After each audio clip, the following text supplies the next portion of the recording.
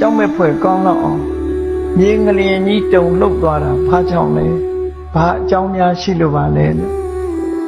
အကြောင်းတရားကိုသိကျင်လို့မြင်ပြန်သဘာဝအားဖြင့်လောကဒီကနေ့ထိအောင်မြေငလျင်တုံလှုပ်တယ်ဆိုတာရှိတာကြည့်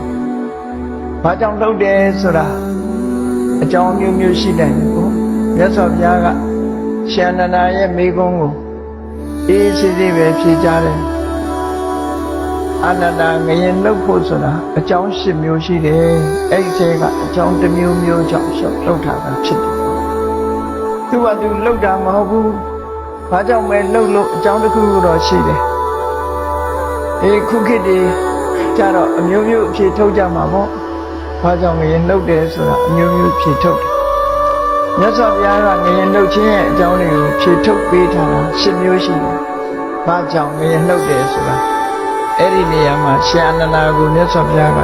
ရှင်းပြတယ်အထခောအာနန္ဒဟေတု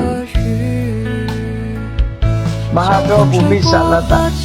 ပါတုဘာဝယကြီးမားတဲ့ငလျင်ကြီးတွေလှုပ်တယ်ဆိုတာဟာအကြောင်း၈မျိုးရှိတယ်အဲ့ဒီအကြောင်း၈မျိုးတွေကတစ်မျိုးမျိုးကြောင့်လှုပ်နိုင်တယ်အကြောင်း၈မျိုးကိုမြတ်စွာဘုရားကရှင်းပြတဲ့အခါသဘာဝအကြောင်းတစ်ခုရှင်းဥစွာရှင်းပြသဘာဝအကြောင်းတစ်ခုဆိုတာဘာလဲလို့ဆိုရင်ဒီကမ္ဘာမြေကြီးရဲ့တည်နေပုံကိုပထမရှင်းဥစွာမြတ်စွာဘုရားရှင်းပြအယံမဟာပထဝီဥဒကေပဋိဋ္ဌိတာ